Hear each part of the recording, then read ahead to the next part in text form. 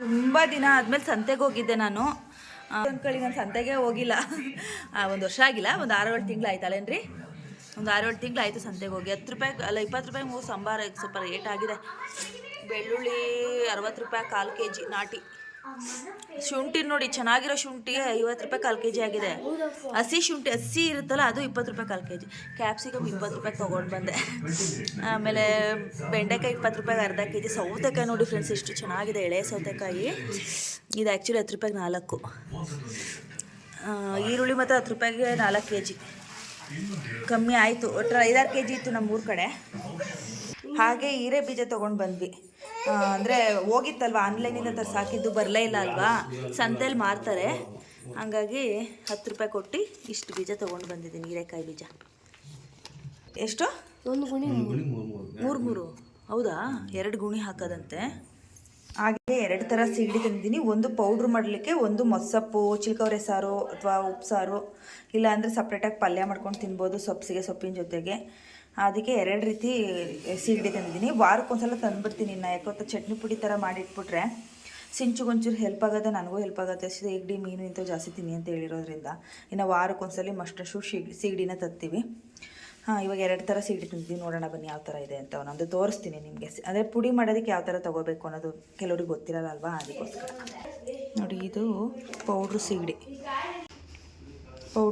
ಇದು ಸಣ್ಣಗಿರುತ್ತೆ, ನೋಡ್ಬೋದು. ಬಾಕ್ಸ್ ಕಟ್ಟಿರ್ತೀನಿ. ಬಿಸಿಲಲ್ಲಿ ಒಣಗಿಸ್ಬೇಕು. ಈಗ ಇದನ್ನು ಬಿಸಿಲಲ್ಲಿ ಒಣಗಿಸ್ಬಿಟ್ಟು ನೀಟಾಗಿ ಆರಿಸ್ಕೊಂಡು ಪುಡಿ ಮಾಡಬೇಕು. ಸಣ್ಣಗಿರ್ಬೇಕು ಈ ಥರ ಪುಡಿ ಮಾಡೋದಾದರೆ. ಅದೇ ಚಟ್ನಿ ಪುಡಿ ಥರ ಮಾಡ್ತೀವಲ್ಲ, ಆ ಥರ ಮಾಡೋದಾದರೆ. ಬಿಸಿಲಿಗೆ ಇಡ್ತೀನಿ ಸಪ್ರೇಟಾಗಿ. ಇದನ್ನು ತೋರಿಸಿ. ನಾನು ಮೇಯ್ನ್ ಸಂತೆಗೆ ಹೋಗಿದ್ದೆ ಸಿಗಡಿ ತರಲಿಕ್ಕೆ ಅಂತ. ವಾರಕ್ಕೆ ಒಂದ್ಸತಿ ಸಿಗುತ್ತೆ. ಸುಮಾರು ಜನ ಹಾಕೊಂಡಿರ್ತಾರೆ. ನೋಡ್ಕೊಂಡು ಮಾಡ್ಕೊಂಡು ತರಬೇಕು, ಎಲ್ಲಿ ಚೆನ್ನಾಗಿರುತ್ತೆ ಅಂತ ನೋಡಿಕೊಂಡು. ಇದು ನೋಡಿ, ಸಾಂಬಾರ್ಗೆ ಹಾಕೋಕ್ಕೆ ಸ್ವಲ್ಪ ದಪ್ಪ ಸೈಜಲ್ಲಿ ಬಿಳಿಗಿರೋಂಥ ತಂದಿದ್ದೀನಿ. ತುಂಬ ಕೆಂಪಿಗಿರೋತ್ತಂದರೆ ಅವರು ಬಣ್ಣ ಕಟ್ಬಿಟ್ಟಿರ್ತಾರೆ, ಹಂಗಾಗಿ ತಗೋಬರಲ್ಲ. ತೊಳೆದಷ್ಟು ಹಂಗೆ ಕಲರ್ ಬರ್ತಾನೆ ಇರುತ್ತೆ. ಹಾಗಾಗಿ ಇದನ್ನು ಚೆನ್ನಾಗಿ ಬಿಸಿಲಲ್ಲಿ ಒಣಗಾಕಿಡ್ತೀನಿ. ಆಮೇಲೆ ಇರುವೆ ಪುಡಿ ಇರುತ್ತೆ ಗೊತ್ತಾ, ಅದನ್ನು ಸ್ವಲ್ಪ ಕೆಳಗಡೆಗೆ ನೆಲದ ಮೇಲೆ ಹಾಕಿಬಿಟ್ಟು ಈ ಥರ ಬಾಕ್ಸ್ ಇಟ್ಬಿಟ್ರೆ ಇರುವೆಗಳತ್ತಲ್ಲ, ಇಲ್ಲಾಂದರೆ ಇರುವೆ ಹತ್ಬಿಡ್ತವೆ. ಇದೊಂದು ಟಿಪ್ಸ್ ಇರಲಿ ಅಂತ ಹೇಳ್ತಾ ಇದ್ದೀನಿ. ಬಿಸಿಲಲ್ಲಿ ಒಣಗಿಸಿ ಮಾಡೋದ್ರಿಂದ ಏನಾಗುತ್ತೆ ಗೊತ್ತಾ, ತುಂಬ ದಿನ ಇಡ್ಬೋದು ಪುಡಿಗಳನ್ನೆಲ್ಲ. ಆಮೇಲೆ ಹುಳ ಉಪ್ಪೆ ಏನೇ ಇದ್ರೂ ಹರಿದು ಹೋಗ್ಬಿಡ್ತವೆ. ಅದಕ್ಕೆ ನಾನು ಒಟ್ಟು ಇದೇ ಥರ ಮಾಡೋದು. ಬೇರೆಯವರೆಲ್ಲ ಯಾವ ಥರ ಮಾಡ್ತಾರೋ ಗೊತ್ತಿರೋ. ಒಟ್ಟಲ್ಲಿ ಸಿಗಡಿ ತಂದರೆ ಒಂದು ದಿನ 2 ದಿನ ಬಿಸಿಲಲ್ಲಿ ಇಟ್ಬಿಡ್ತೀನಿ, ಆಮೇಲೆ ಮಾಡ್ತೀನಿ. ತಿಂಡಿಗೆಲ್ಲ ರೆಡಿ ಮಾಡ್ಕೋಬೇಕು. ಏನು ಮಾಡ್ತೀನಿ ಟಿಫನ್ಗೆ ಇವತ್ತು ನೋಡಿರಂತೆ, ಬನ್ನಿ ಹೋಗೋಣ. ನಾನು ಟಿಫನ್ಗೆ ಅಂದರೆ ಲೇಟಾಗಿಬಿಟ್ಟು ನಾವು ಸಂಘಕ್ಕೆ ಹೋಗ್ಬೇಕಿತ್ತು. ಬೆಳಗ್ಗೆ ಅಷ್ಟೊತ್ತಿಗೆ ಸಿಂಚಿಗಿತ್ತು. 4th Saturday ರಜೆ ಇರುತ್ತೆ ಸ್ಕೂಲ್. ಹಂಗಾಗಿ ಏನಾಯಿತು, ಬೆಳಗ್ಗೆ ಎದ್ದು ಸಂಘಕ್ಕೆ ಹೋಗ್ಬೇಕಿತ್ತು. ಹಂಗಾಗಿ ಸಂಘಕ್ಕೆ ಕೆಲಸಕ್ಕೆ ಹೋಗಿದ್ವಿ. ದೇವರಾಜೆ ಕರ್ಕೊಂಡೋಗಿದ್ರು. ಕರ್ಕೊಂಡೋದ್ರಲ್ವ, ಇನ್ನೇನು ಮತ್ತೆ ಅಲ್ಲಿಂದ ಇಲ್ಲಿಗೆ ಬರೋದು. ಸಂತೆಗೆ ಹೋಗಿ ಬಂದುಬಿಡೋಣ. ಅಲ್ಲಿ ಅಮ್ಮನ ಮನೆಯಿಂದ ಸ್ವಲ್ಪ ಹತ್ರ ಆಗುತ್ತೆ ಸಂತೆ. ಹಾಗಾಗಿ ಅಲ್ಲಿ ಸಂತೆಗೆ ಹೋಗಿ ಎಲ್ಲ ಬರೋದ್ರಲ್ಲಿ 10:30 ಆಗೋಗ್ಬಿಡ್ತು. ಸಂಘದ ಹತ್ರ ಸ್ವಲ್ಪ ಲೇಟ್ ಆಗಿಬಿಡ್ತು. ಹಾಗಾಗಿ ತಿಂಡಿನೇ ಮಾಡಿರಲಿಲ್ಲ. ಮಗುಗೆ ಎಣ್ಣೆಲ್ಲ ಕೊಡು ಅಂತ ಹೇಳಿ ಹಾಲೆಲ್ಲ ಕಾಯಿಸ್ಕೊಟ್ಟು ಹೋಗಿದ್ದೆ. ಅವಳು ತಿನ್ನಿಸಿದ್ಲು ಬರೋದ್ರಲ್ಲಿ. ಈಗ ಒಂದೇ ಉಸಿರಿಗೆ ದೋಸೆಗೆ ಹಾಕಿದ್ದೀನಿ. ದೋಸೆ ಅಂದರೆ ಕಡಲೆಕಾಳು, ಹೆಸರುಕಾಳು, ಉದ್ದಿನಕಾಳು, ಅಕ್ಕಿ, ಸ್ವಲ್ಪ ಮೆಂತ್ಯ ಇಷ್ಟನ್ನು ಹಾಕಿ ರುಬ್ಬಿ ಮಾಡಿರೋಂಥ ದೋಸೆ ಇವತ್ತು. ನಾನು ಒಂದೊಂದ್ಸಲಿ ಒಂದೊಂದು ಥರ ಕಾಳುಗಳನ್ನ ಹಾಕ್ತೀನಿ, ನೋಡ್ತಾ ಇರ್ತೀರಂತೆ. ನಾನು ಮರ್ತ್ಬಿಟ್ಟೆ ಅದು ಅಕ್ಕಿ ನೆನೆಸಿದಾಗ ತೋರಿಸೋದು. ತುಂಬ ಚೆನ್ನಾಗಿರುತ್ತೆ. ಟ್ರೈ ಮಾಡಿ ನೀವು ಕೂಡ. ಕಡಲೆಕಾಳೆಲ್ಲ ಹಾಕ್ಬಿಟ್ಟು ಮಾಡಿ ನೋಡಿ, ಇಷ್ಟ ಆಗ್ಬೋದು. ನನಗೆ ಆ ಟೇಸ್ಟ್ ಎಲ್ಲ ಇಷ್ಟ ಆಗುತ್ತೆ. ಹೆಲ್ತಿನೂ ಅಲ್ವಾ, ಹೆಲ್ತಿ ಫುಡ್ ಕೂಡ. ಅದಕ್ಕೆ ಕಡಲೆಕಾಳು, ತೊಂಡೆಕಾಯಿ, ಗೆಡ್ಡೆಕೋಸು, ಆಲೂಗೆಡ್ಡೆ ಇಷ್ಟನ್ನ ಹಾಕಿ ಗೊಜ್ಜು ಮಾಡ್ತಾಯಿದ್ವಿ. ನಮ್ಮ ಮನೇಲಿ ಸಾಮಾನ್ಯ ದೋಸೆ ಇಡ್ಲಿಗೆಲ್ಲ ಗೊಜ್ಜೆ ಮಾಡೋದು. ನಾನು ಆಲೂಗೆಡ್ಡೆ ಪಲ್ಯ ಎಲ್ಲ ಮಾಡೋದು ಕಮ್ಮಿನೇ. ತುಂಬ ರೇರು ಆಲೂಗೆಡ್ಡೆ ಪಲ್ಯ ಮಾಡೋದು. ನನಗೆ ಇಷ್ಟ ಆಗಲ್ಲ. ಎಲ್ಲರೂ ಬೇರೆಯವ್ರು ಮಾಡಿಕೊಟ್ರೆ ಮಾತ್ರ ಇಷ್ಟಪಟ್ಟು ತಿಂತೀನಿ. ನಾನು ಮಾಡೋದು ಇಷ್ಟ ಆಗಲ್ಲ. ಈಗ ಗೊಜ್ಜು ಮಾಡಿ ಸಿಗ್ತೀನಿ. ನೋಡ್ಬೋದು ದೋಸೆ. ಇದು ಶನಿವಾರದ ಬ್ಲಾಗ್ ಆಗಿರುತ್ತೆ. ಅಡುಗೆ ಮನೆಯೆಲ್ಲ ಕ್ಲೀನ್ ಮಾಡಬೇಕು, ತುಂಬಾ ಹರಡ್ಬಿಟ್ಟಿದ್ದೀನಿ. ಗೊಜ್ಜಿಗೆಲ್ಲ ಒಗ್ಗರಣೆ ಮಾಡಿ ಹದವಾಗಿ ನೀರು ಹಾಕಿ ಇಟ್ಟಿದ್ದೀನಿ. ಈಗ ಕೂಗ್ಸೋದಷ್ಟೇ. ಒಂದು 2-3 ಕೂಗು ಕೂಗಿಸ್ತೀನಿ. ಸ್ವಲ್ಪ ಬೇಗ ವಿಷಲ್ ಬಂದುಬಿಡುತ್ತೆ, ಬೆಂದಿರಲ್ಲ. ಹಂಗಾಗಿ ಒಂದು 3 ಕೂಗು ಕೂಗಿಸ್ತೀನಿ. ಹಾಗೆ ನೆನ್ನೆ ಸ್ವಲ್ಪ ಬಿರಿಯಾನಿ ಮಾಡಿದ್ವಿ. ಅದ್ರದ್ದು ಸ್ವಲ್ಪ ರೈಸ್ ಮಿಕ್ಕಿದೆ ನೈಟಿಂದು. ಅದನ್ನು ಬಾಣಲಿಗೆ ಹಾಕೊಂಡು ಹುರಿತಾಯಿದ್ದೀನಿ. ವೇಸ್ಟ್ ಮಾಡಲ್ಲ. ಒಟ್ಟಿನಲ್ಲಿ ನಾವು ರಾತ್ರಿ ಮಾಡಿದ್ದು ಮಿಕ್ಕಿದ್ರೆ ತಿಂತೀವಿ. ಒಟ್ಟು ಚೆನ್ನಾಗಿ ಇದ್ದರೆ ಮಾತ್ರ. ಅಕ್ಕ ನಮ್ಮ ಮನೆಯವ್ರಿಗೆ ರಾಖಿ ಕಟ್ಟಕ್ಕೆ ಬರ್ತೀನಿ ಅಂದೇಳಿ ಅವಳು ಪಾಪ ಊರಲ್ಲಿ ಇರಲಿಲ್ಲ. ರಾಖಿ ಹಬ್ಬ ಎಲ್ಲ ಮುಗ್ದೋಗಿದೆ. ಈ ಸತಿ ಲೇಟ್ ಆಗಿಬಿಡ್ತು. ಅವಳಿಗೆ ವೀಡಿಯೋದಲ್ಲಿ ಫೇಸ್ ತೋರಿಸೋದಕ್ಕೆ ಅಂಜಿಕೆ, ಅದಕ್ಕೆ ಈ ರೀತಿಯಾಗಿ ವೀಡಿಯೋ ಮಾಡ್ತಾಯಿದ್ದೀನಿ. ಮೊದಲೇ ಹೇಳಿದ್ದು ಒಂದು ಫೇಸ್ ತೋರಿಸ್ಬೇಡ ಅಂತ. ಕೆಲವೊಬ್ರಿಗೆ ಒಂದು ಸ್ವಲ್ಪ ಮುಜುಗರ ಇರುತ್ತೆ ವೀಡಿಯೋ ಮುಂದೆ ಬರೋಕ್ಕೆ, ಅದಕ್ಕೆ ಫೋರ್ಸ್ಫುಲಿಯಾಗಿ ತೋರಿಸೋದಕ್ಕೆ ಹೋಗಲ್ಲ. ರಕ್ಷಾಬಂಧನ ಗೌರಿ ಹಬ್ಬ ಆಗಿ ಆಯ್ತು ಪೂಜೆ ಬರೋಂಗಾಯ್ತು, ಹಾಕೊಡ್ತಾವಳೆ ಬಂದು. ಅವಳು ಇರಲಿಲ್ಲ ಪಾಪ, ತುಮಕೂರಲ್ಲ ಅವಳಿಗೆ ಕೊಟ್ಟಿರೋದು, ಅಲ್ಲಿದ್ಲು ಊರಲ್ಲಿ.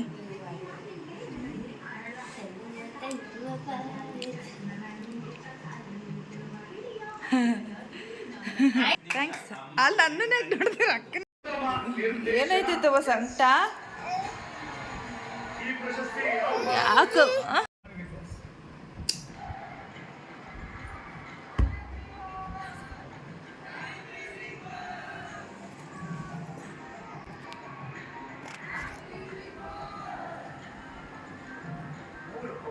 ನೈಟ್ ಇದು ಶನಿವಾರ, ಅವಳಿಗೆ ಚೆನ್ನಾಗಿ ತಲೆಗೆ ಎಣ್ಣೆ ಹಚ್ಬಿಟ್ಟು ಮೈಗೆಲ್ಲ ತಿಕ್ಬಿಟ್ಟಿದ್ದೀನಿ. ಅದು ತಿಕ್ಕಿದ್ದೀನಲ್ಲ ಫೋರ್ಸಿಗೆ ಅವಳು ಸಪ್ಪಗೆ ಆಗ್ಬಿಟ್ಲು.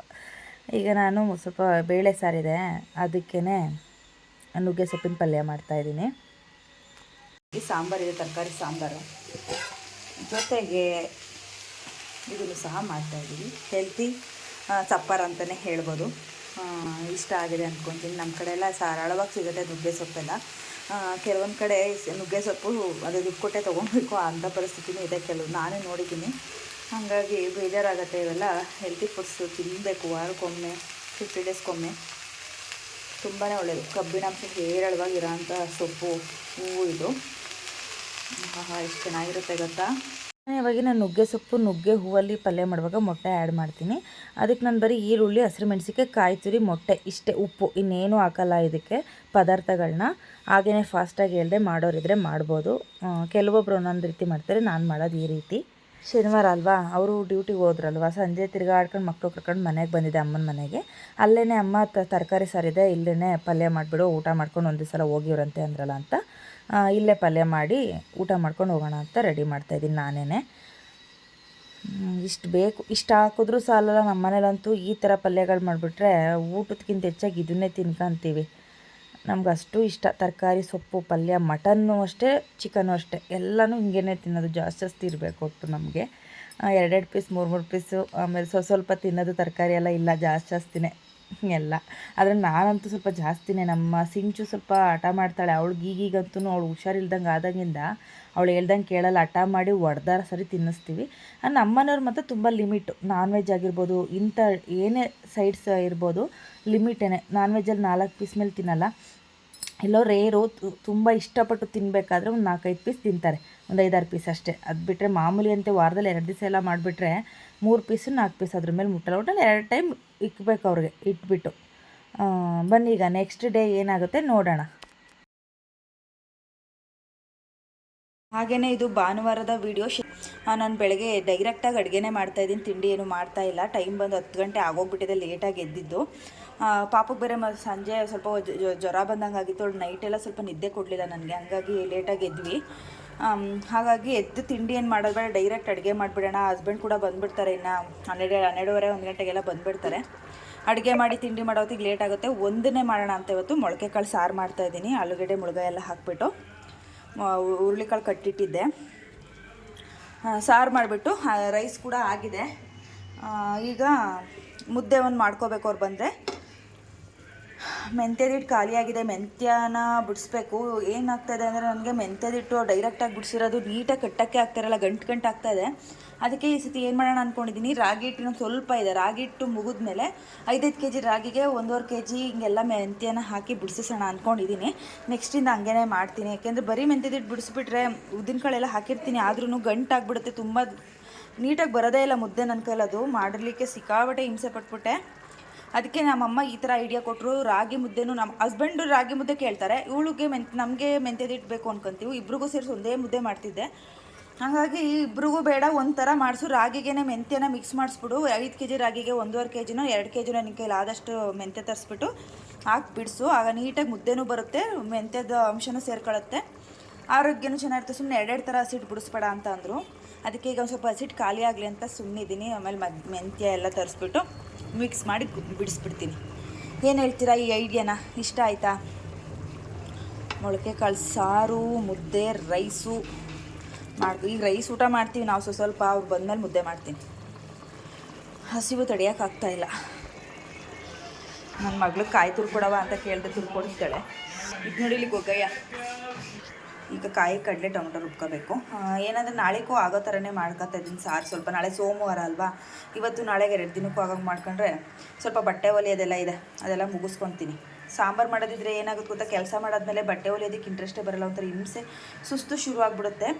ಹಂಗಾಗಿ ನಾನು ಸಾಂಬಾರನ್ನ ಹಿಂಗೆ ಏನಾರು ಒಂಚೂರು ಹೆಚ್ಚಿಗಟ್ಟಲೆ ಮಾಡ್ಕೊಂಡಿದ್ದ ದಿವಸ ಬಟ್ಟೆ ಕಟ್ಟಿಂಗ್ ಮಾಡೋದಾಗಿರ್ಬೋದು, ಹೊಲಿಯೋದಾಗಿರ್ಬೋದು ಆ ಥರ ಇಟ್ಕೊತೀನಿ.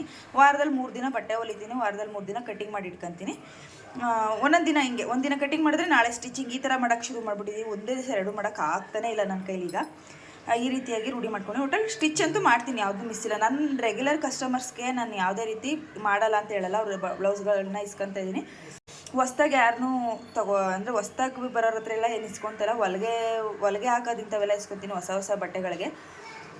ಅದಾದರೆ ಸಣ್ಣ ಪುಟ್ಟ ಖರ್ಚಿಗಾಗತ್ತೆ, ತಕ್ಷಣಕ್ಕೆ ಏನಾರು ಬೇಕು ಅಂದರೆ. ಇನ್ನು ನಮ್ಮ ಓನರ್ ಆಂಟಿದು ಒಂದು ಹೊಲಿತೀನಿ, ನನ್ನ ಪಕ್ಕದ ಮನೆ ಹಿಂಗಿರೋರ ಹತ್ರ ಇಸ್ಕೊಂಡು ಹೊಲಿತಾ ಇದ್ದೀನಿ ಅಷ್ಟು ಬಿಟ್ಟರೆ ಯಾರ್ದು ಇಸ್ಕೊಳ್ಳಲ್ಲ. ಇನ್ನು ನನಗೆ ಆಗಲ್ಲ, ರಿಸ್ಕ್ ಆಗುತ್ತೆ, ಸುಮ್ಮನೆ ಹೆವಿ ಮಾಡ್ಕೊಳ್ಳೋದು ಬೇಡ ಅಂದ್ಕೊಂಡಿದ್ದೀನಿ ನೆಕ್ಸ್ಟಿಂದ. ಏನಂತೀರಾ ನನ್ನ ಮಾತು ಕೇಳಿ. ಊಟ ಕೂಡ ರೆಡಿ ಆಯಿತು. ಲೇಟ್ ಆಗೋಯ್ತು, ಟೈಮ್ ಬಂದು ಎಷ್ಟು ಗೊತ್ತಾ, 1 ಗಂಟೆ. ಊಟ ಮಾಡುವಾಗ ನಾವು ಬೆಳಗ್ಗೆ ತಿಂಡಿನೇ ತಿಂದಿಲ್ಲ, ಟೀ ಕುಡ್ದಿರೋದಷ್ಟೇ. ಅವರಿಬ್ರಿಗೂ ಒಂದು ಸ್ವಲ್ಪ ಹಣ್ಣು ಇವೆಲ್ಲ ಕೊಟ್ಟಿದ್ದೆ, ಹಾಲು ಎಲ್ಲ. ಹಾಗಾಗಿ 2 ನಾಟಿ ಮುಟ್ಟೆ ಅವ್ರಿಗೂ ಬೇಯಿಸ್ಕೊಟ್ಟಿದ್ದೀನಿ. ಜೊತೆಗೆ ಇದು ಕೊನೆ ಮುದ್ದೆ ಅಂತಾರಲ್ಲ, ಮುದ್ದೆ ತೆಗೆದು ಲಾಸ್ಟಿಗೆ ಮಿಕ್ಕಿರೋ ಅಂಥ ಮುದ್ದೆ ಕಟ್ಕೊಂಡು ನಾನು ಹಾಕ್ಕೊಂಡಿದ್ದೀನಿ. ಈಗ ಊಟ ಮಾಡೋದು ಒಂದೇ. ಆಡಿಸ್ತಿದ್ದಾಳೆ. ಮೊಳಕೆ ಕಾಳು ಸಾರು, ಮೊಟ್ಟೆ. ಭಾನುವಾರದ ಲಂಚ್ ಇದೆ ನಮ್ಮ ಮನೇಲಿ ಇವತ್ತು. ನೈಟ್ಗಿನ ಏನು ಮಾಡಬೇಕಂತ ಡಿಸೈಡ್ ಆಗಿಲ್ಲ. ಚಪಾತಿ ಕೇಳಿದ್ರೆ ಚಪಾತಿ ಮಾಡ್ತೀನಿ ಸಾಂಬಾರಿಗೆ, ಇಲ್ಲ ಅಂದರೆ ರೈಸ್ ಮಾಡಿಬಿಡ್ತೀನಿ. ಇವತ್ತು ನಾನ್ ವೆಜ್ ಎಲ್ಲ ಏನೂ ಇಲ್ಲ, ಮೊಟ್ಟೆನೇ. ಸಂಡೇ ಕಾಂತಾರ ಪಿಕ್ಚರ್ ಬೇರೆ ಬರ್ತಾಯಿದೆ. ಕರೆಕ್ಟಾಗಿ 6 ಗಂಟೆ ಇನ್ನು 5 ನಿಮಿಷ ಇದೆ. ಈಗ ನಾನು ವಾಕ್ ಹೊರಟಿದ್ದೀನಿ.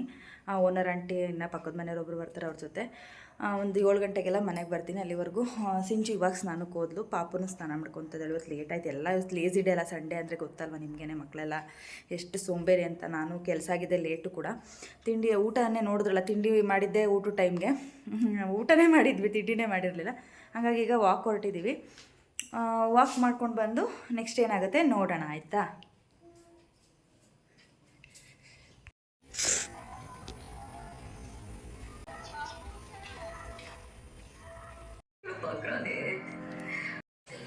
ವಾಕ್ ಮುಗಿಸ್ಕೊಬಂದು ಊಟನೂ ಆಯಿತು.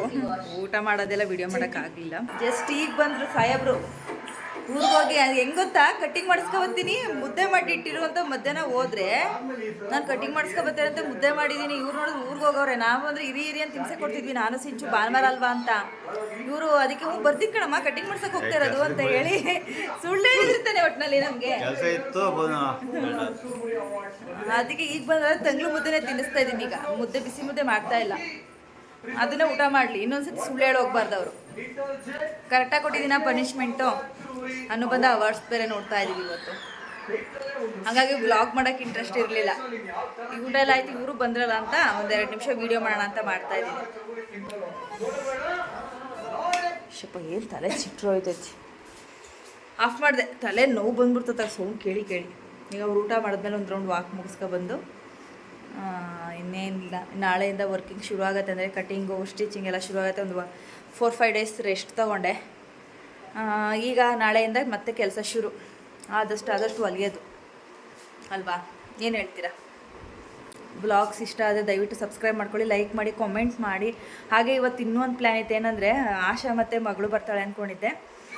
ನಾವು ಮಕ್ಕಳೆಲ್ಲ ಸೇರಿಕೊಂಡು ಎಲ್ಲ ರೈಲ್ವೆ ಸ್ಟೇಷನ್ಗೆ ಹೋಗೋಣ. ವಾಕ್ ಮಾಡ್ದಂಗೆ ಆಗುತ್ತೆ, ಮಕ್ಕಳನ್ನ ಆಟಾಡಿಸ್ದಂಗೆ ಆಗುತ್ತೆ. ಅಲ್ಲಿ ಆಟ ಆಡೋದಕ್ಕೆಲ್ಲ ಚೆನ್ನಾಗಿದೆ ಪ್ಲೇಸ್ ನಮ್ಮ ರೈಲ್ವೆ ಸ್ಟೇಷನ್ನು. ಅದೊಂದು ವ್ಲಾಗ್ ಮಾಡ್ತೀನಿ. ತುಂಬಾ ಚೆನ್ನಾಗಿದೆ ನಮ್ಮ ರೈಲ್ವೆ ಸ್ಟೇಷನ್. ನಮ್ಮ ಚನ್ನರಾಯಪಟ್ಟಣದ ರೈಲ್ವೆ ಸ್ಟೇಷನ್ ಹತ್ರ, ನಮ್ಮ ಮನೆ ಹತ್ರನೇ ಇರೋದ್ರಿಂದ ನಾವು ವಾಕ್ ಅಲ್ಲಿಗೆ ಹೋಗೋದು ಡೈಲಿ ಸಂಜೆ. ಇವತ್ತು ಸಂಡೇ ಆಗಿರೋದ್ರಿಂದ ಆಶಾ ಎಲ್ಲ ಬರ್ತೀನಿ ಅಂದಿದ್ರು. ಹೋಗೋಣ ಮಕ್ಕಳು ಕರ್ಕೊಂಡು, ಒಂದು ಚೇಂಜಸ್ ಇದ್ದಂಗೆ ಇರುತ್ತೆ ಮಕ್ಳಿಗೂ ಅಂತ ಅಂದ್ಕೊಂಡಿದ್ದೆ. ಅವಳು ಬರಲಿಲ್ಲ, ಕೊನೆ ಮೂಮೆಂಟಲ್ಲಿ ಬರಲ್ಲ ಅಂದ್ಲು. ಹಾಗಾಗಿ ಮಕ್ಳನ್ನ ಬಿಟ್ಟು ನಾನು ಒಬ್ಬಳೇ ವಾಕ್ ಹೋಗಿದ್ದೆ. ಆದರೆ ನೆಕ್ಸ್ಟ್ ವೀಕ್ ವಾಕ್ ಹೋಗೋ ಸಂಡೇ ಒಂದು ವ್ಲಾಗ್ ಮಾಡೋಣ ಅಂದ್ಕೊಂಡಿದ್ದೀನಿ. ಇದಕ್ಕಿಂತ ಮುಂಚೆ 1 ತಿಂಗಳು ಹಿಂದೆ ನಾನು, ದೇವರಾಜ್ ಮತ್ತು ಸಿಂಚು ರೈಲ್ವೆ ಸ್ಟೇಷನ್ ಬ್ಲಾಗ್ ಮಾಡಿದ್ವಿ. ಆಗ ಎಲ್ಲ ಅಲ್ಲಿ ಟೆಂಟ್ ಹಾಕೊಂಡಿರ್ತಾರಲ್ಲ ಅಂಥವ್ರು ಇದ್ದರು ಅಲ್ಲಿ ರೈಲ್ವೆ ಸ್ಟೇಷನ್ ಹತ್ರ. ಅಲ್ಲಿ ಏನೋ ಕೆಲಸ ಕಾಮಗಾರಿಗೆ ನಡೆಸ್ತಾರಲ್ಲ ಅಲ್ಲಿ. ಆಗ ಅವರೆಲ್ಲ ಬೇರೆ ಕಡೆಯಿಂದ ಬಂದಿರ್ತಾರಲ್ಲ, ಅವ್ರು ಟೆಂಟ್ ಹಾಕೊಂಡಿದ್ರು. ಅವ್ರದ್ದೊಂದೆಲ್ಲ ವೀಡಿಯೋ ಮಾಡಿದ್ದು. ಅದು ನಮ್ಮ ಮನೆಯವ್ರ ಫೋನಲ್ಲಿ ಮಾಡಿದ್ದಾಳೆ, ಅದಷ್ಟು ಕ್ಲಾರಿಟಿ ಇಲ್ಲ, ಹಂಗಾಗಿ ಅಪ್ಲೋಡ್ ಮಾಡಲಿಲ್ಲ. ಅದಕ್ಕೆ ಈಗ ಅವರು ಹೊರಟೋಗ್ಬಿಟ್ಟಿದ್ದಾರೆ. ನೆಕ್ಸ್ಟ್ ವೀಕ್ ಹೋದರೆ ಸುಮ್ಮನೆ ನನ್ನ ಮೊಬೈಲಲ್ಲಿ ಸಿಂಪಲಾಗಿ ತೋರಿಸ್ಕೊಂಡು ನಮ್ಮನೆಯವ್ರ ಮೊಬೈಲಲ್ಲಿ ಟೆಂಟ್ ಇದ್ದಾಗ ಹೇಗಿತ್ತು ಅದನ್ನೆಲ್ಲ ಸಪ್ರೇಟಾಗಿ ಎಲ್ಲ ಟೋಟಲ್ ಒಂದು ವೀಡಿಯೋ ಮಾಡಿ ಹಾಕೋಣ ಅಂದ್ಕೊಂಡಿದ್ದೀನಿ. ತಪ್ಪದೆ ವಾಚ್ ಮಾಡಿ ಅದನ್ನು ಕೂಡ. ಅವಳಿಗೇನೋ ಬೇಕಂತೆ, ಈಗ ಲೇಟಾಗಿ ಬಂದುಬಿಟ್ಟಿದ್ದಾರೆ, ಸಂಡೇ ಬೇರೆ ಅಲ್ಲ, ಕ್ಲೋಸ್ ಇರುತ್ತೆ ಅಂಗಡಿಗಳೆಲ್ಲ. ಹಂಗಾಗಿ ನಾಳೆ ಬೆಳಗ್ಗೆ ಒಂದು 8:30 9 ಗಂಟೆಗೆಲ್ಲ ಓಪನ್ ಇರುತ್ತಪ್ಪ ಅಂತ ಕೇಳ್ಕೊತಿದ್ದಾಳೆ.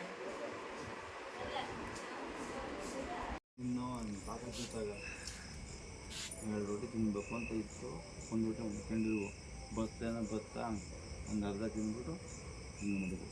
ಇಲ್ಲ ಬಸ್ ಲೇಟಾಗಿ ಬಸ್ತಾ ಒಂದು ತಿಂದ್ಬಿಟ್ಟು ಮತ್ತೊಂದು ಹಾಕ್ಕೊಂಡು ಅದಕ್ಕೆ ಪಲ್ಯ ಹಾಕ್ಕೊಂಡು, ಪಲ್ಯ ಅಂದರೆ ನಮ್ಮ ನಾಟಿ ಸ್ಟೈಲು ಅಲ್ಲಿ ಚಟ್ನಿ ಅಲ್ಲ, ಚಟ್ನಿ ಅಂದರೆ ಒಳ್ಳೆ ಬೆಲೆ ಅಲ್ಲ ಅಂಥದ್ದು ಸೋರೆಕಾಯಿ ಪಲ್ಯ, ಹಸಿಮೆಣಸಿಕಾಯಿ ನಮ್ಮನ್ನೆಲ್ಲ ಓನಾಗಿ ಬೆಳೆದದ್ದು, ಓನಾಗಿರೋದು ಯಾವುದು ಗೊತ್ತಾ, ತುಪ್ಪ ಮತ್ತು ಮೊಸರು.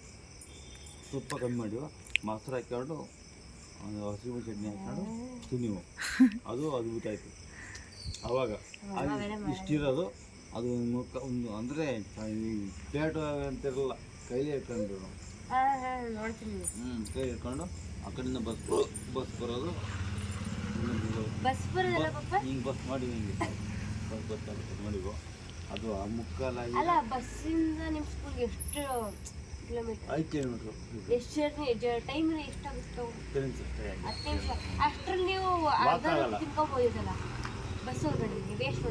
ಹಂಗೆ ಬರಲ್ಲ, ಹಂಗೆ ರಶ್ ಆಗುತ್ತೆ.